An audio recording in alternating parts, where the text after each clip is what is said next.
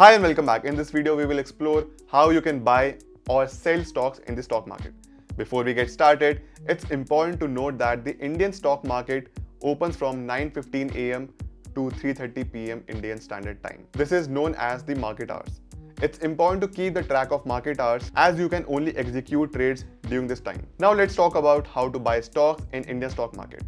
Once you have a Demat account set up, you'll need to transfer funds into the account. This can be done through a bank transfer. Next, you'll need to decide on the stock you want to buy.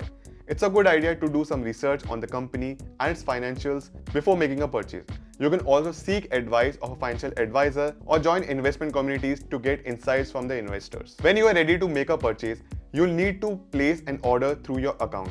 There are different types of orders you can place, such as market order, which is executed at the current market price, or a limit order, which allows you to set a specific price at which you want to buy or sell the stock.